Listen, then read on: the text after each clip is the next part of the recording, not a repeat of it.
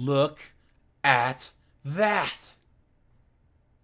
Hey guys, AJ here back on the one for you. And guys, the following clips from one of my live streams, and please remember that I go live Tuesdays, Thursdays, and Sundays at 9 p.m. Eastern Standard Time. So guys, come and join the lives. We laugh, we cry, we laugh until we cry. And we'll get into this clip. But before we do, like, subscribe, drop a comment. Guys, I have a second channel called 50304s. That is linked in the description. Join my Discord. Check out the playlist at the end. I'm offering memberships now, so guys, hit the join button or the link in the description because memberships really help the channel out. And let's get into this.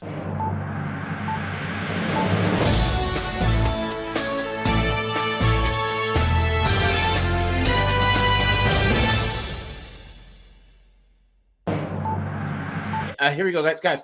Put a 1 if you agree that HOAs should be completely abolished. Guys, how many times have I don't know. If you're dumb enough to live in an HOA, I think you deserve every bit of pain you get. Look at this, guys. Bitter HOA feud. The HOA. This. Heart-pounding moments. But is that because the trash cans weren't out at the curb where on Wednesday officers morning? say 62-year-old Paul Morejo barricaded himself after shooting and killing 2 neighbors over what investigators say was a bitter HOA feud. Look at that. The HOA was actively Hey, hold up. to... I kind of get his point. So I'm going to side with the homeowner right now. Yeah, I was going to say, I bet all of us will side with the homeowners. I bet we will. Of course. The homeowner. Because they were probably these 2 Karens who were in charge of the friggin' HOA giving this guy crap because his grass was an inch too high. So where did this take place? Well, they probably try to get him evicted and lose his house or something. This really was drastic. in Florida. Okay, so that's still in the South, technically, and in the South, the he needed killing defense is valid.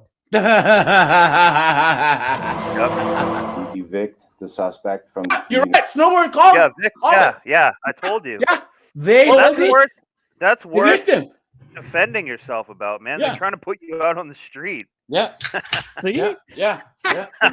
Unfortunately, it happens more often than one would think. HOA attorney Eric Perez represents thousands of homeowners. He says HOA violence isn't rare, it's routine. Temperatures are sometimes at an all-time high when there's an ongoing dispute. It doesn't have to end like this. Attorney Jeff Kaminsky says he's seeing more HOA disputes escalate into legal action. And his Onyx Capital Management study may point to why. HOAs nationwide now top 373,000, up 10% from 2024, with Florida making nearly half of those. Hold on. May point to why other people don't like to be told what to do in their own homes. Exactly. That's why. Yeah, you bought your house just to have someone tell you how to live in it. That's crazy. Now, guys, once again, you should be polite and not have a broke down El Camino in your front yard. You know what I'm saying? Or like you shouldn't be blasting music at 3 a.m. That's fine. There should be some type of community action that you can take. Yes, fine. But some of these HOAs are just off the chain, man. So hold on. The reason why HOAs have exploded in the last 30 years is because municipalities are lazy. Yeah. And they don't want to have to bear the extra revenue that it takes for the street maintenance and other stuff. So they want to give it over to the homeowners, but unfortunately, a bunch of power-hungry weirdos end up getting in charge. Well, and you're talking code enforcement too, right. But it's like I've seen stories of some HOAs where they tried to make it mandatory that the residents needed to leave their garage doors open during the daytime. Yeah, it's just nuts. I'm going to show you. I was in a HOA and I sold to get out of it because they were saying you can't have Guys, I'm going to show you why there needs to be a HOA. Ridiculous. Right here, guys. This is the only reason why I can think of. Yeah, that's Do you see this, guys? Yep. That snowboard secret. Everyone. This is kind of the exception. Yeah. Is it with all these illegals in here? Is it an exception? Look at this, guys. Look. It feels like it's not real. When you see it, I mean, you've seen it. So, yeah, it's shocking. Look at that. It seems to me that when you put something like this up, you want to talk to your neighbors about it. Courtney Leonard lives literally in the shadow of the new addition being built onto her next-door neighbor's house. Red Door says, This is why she lives in the woods. All she has to do is take care too. of those bear and moose when they come near her house. Design wise, it doesn't look anything like what it's attached to or anything else in the neighborhood. Look at how shoddy this looks. You see? Look at that. That's not even. Do you see this? Look at that. Look at the boards. Yeah. They're not even. Yeah, there's even no way that flush. would pass inspection. It's attached to or anything else in the neighborhood. Courtney says there's no HOA here, so no rules that have to be followed. Look at that. Other neighbors tell us they're okay with this, that 3 generations of a very nice family will be living here. That family told us they had nothing to add to our story. According to the zoning laws, they are well within their rights. And there's really nothing I can do about it. She has the whole neighborhood. Like, we are all behind this woman. Clearly does not belong in our suburban neighborhoods. A structure like that, 8.5 feet from the property line, three stories tall for the length of the lot. It has no place. And we need to fix our zoning ordinance to make sure that doesn't happen again. Supervisor Harity says he's going to propose that fix at the board's meeting next Tuesday. In the meantime, late today, we heard from Fairfax County staff that while this addition does fall within the zoning guidelines for height, as built, it's too close to Courtney's property line. And so construction has been paused. What's to come of— Look at how close it is to her house. Guys, in the chat, who does she vote for? Guys, who do you think she voted for, right? The person who's complaining? Of course. This project is still to be determined. Boy, oh boy. Dumbass. People are so stupid. You know, that almost looks like it looks like a transitory workers barracks. Yes, that's what that looks like. Yep, it's true. Yeah. Look at that, guys. Once again, and this is why you can't budge on certain things. That's basically what it will be too. Yeah, if you give an inch, they'll take a mile. No, pretty soon. Hold on, guys. Hold on. Pretty soon, there will be cars parked all the way down the road. People's cars getting broken into. You can't walk through your own neighborhood because there's gonna be all kinds of strangers and weirdos in this place. It's ridiculous. What were you saying, Court? She could. I have seen lawsuits on this where she could sue on the minor fact that they are blocking her view on the other side, and they're creating an ugly obstruction. Yeah. Yep. Well, and there are also these things called thermite I have grenades. one small bit of pushback. Oh my god!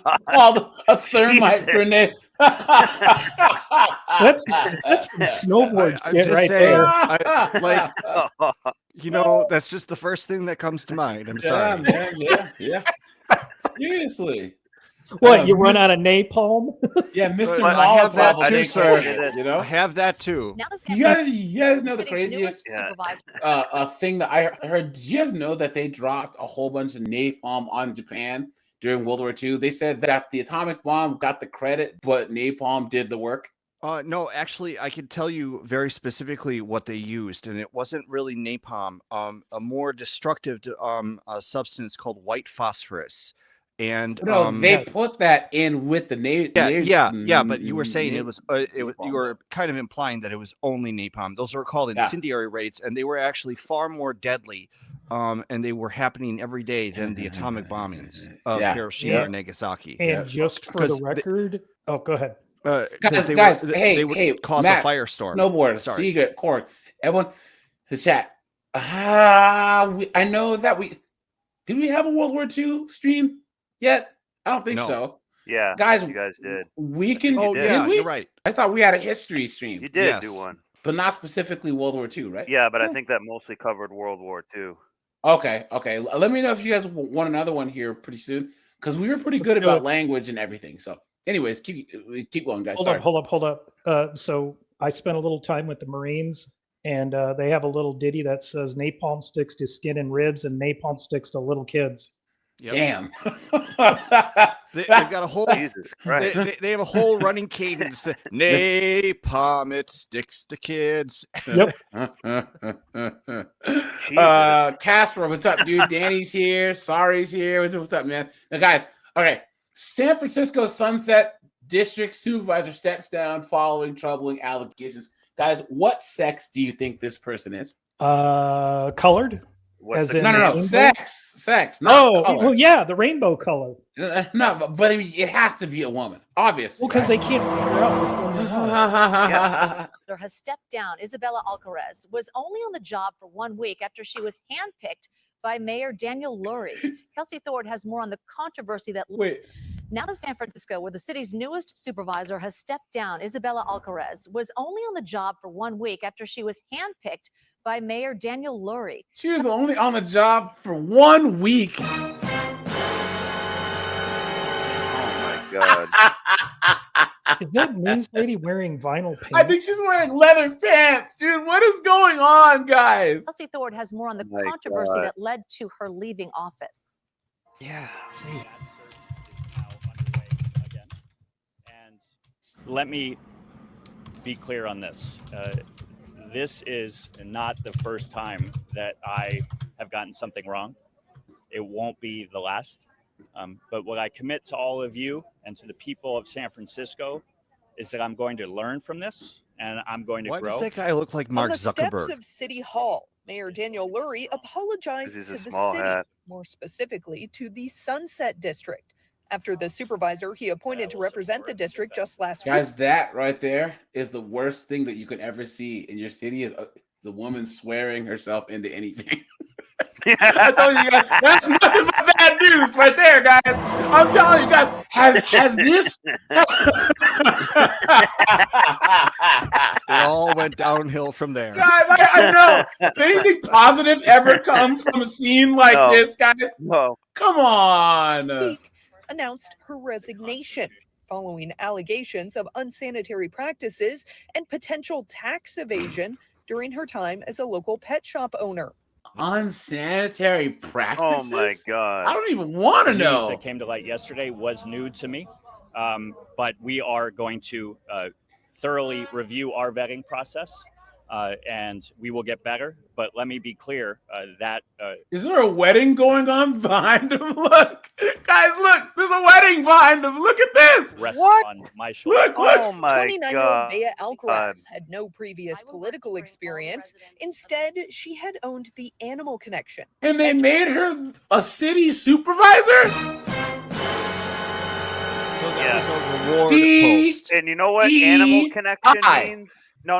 Animal connection means you sell ketamine and other various drugs that Probably, vets get access probably. to. That's what Yeah. the animal connection is. Yeah. I'm serious. She's That's what they were the- probably doing.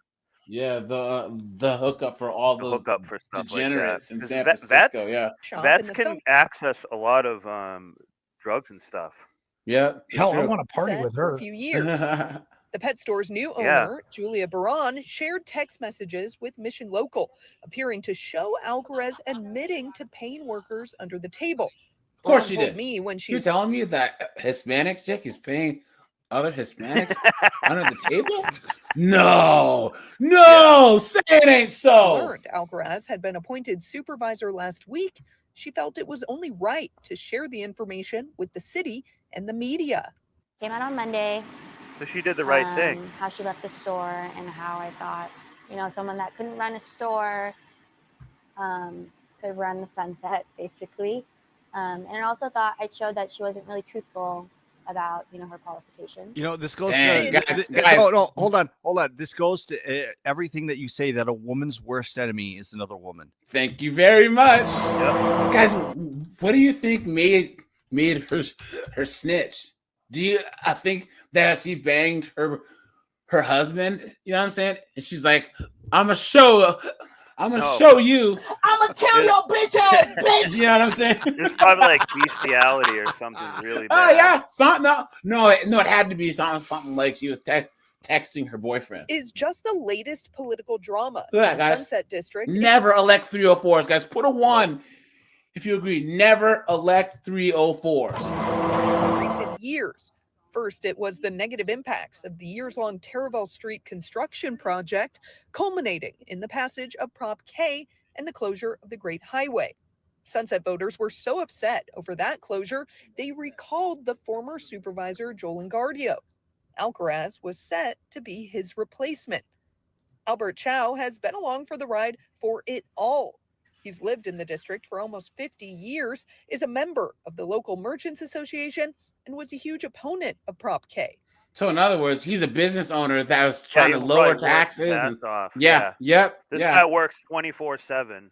Yep. He told me before Alcaraz was appointed, he had even thrown his hat into the ring to become supervisor. And we just That's thought it who would should run it, is this guy. be a natural evolution to go with somebody that came out of the recall. Albert says he was surprised when he learned Alcaraz had been appointed because he had never heard of her. Look at that. In the wake of all this scandal, he told me he feels bad for Alcaraz and just hopes the mayor does a better job of vetting candidates this second time around. I hope that we do better on the next round. That's what. See, guys, San Francisco is full of a lot of really hardworking Asians. Asians have been in that area for years. And now Just they're remember being Chinatown. Yeah, they are. They're being That hit. is the. Well, they're being hit the hardest by these high taxes. Guys, they don't even consider Asians to be people of color anymore. The whole Stop Asian Hate thing fizzled out once they figured out that Gloctavia and Nug are the ones doing the hate crimes against the Asians. They do. Yeah, they do. But so Chinatown is the largest population of Chinese outside of China itself. Yeah. And it's existed since the 1800s. Yep. Since And they came over here you to go build in the there, railroads. the signage is all in Chinese. Yeah. Yep. And they speak the language. Yep. Oh, guys, did you see this? Gavin Newsom, chief of staff. We're learning new information about the arrest of Governor Gavin Newsom's former chief of staff, Dana Williamson. As Steve Larson reports, she now faces a long list of federal charges, including stealing from campaign funds. Of course. You have anything to say at all? Former Governor Gavin Guys, Newsom. hold on. She's going to answer questions. You guys ready?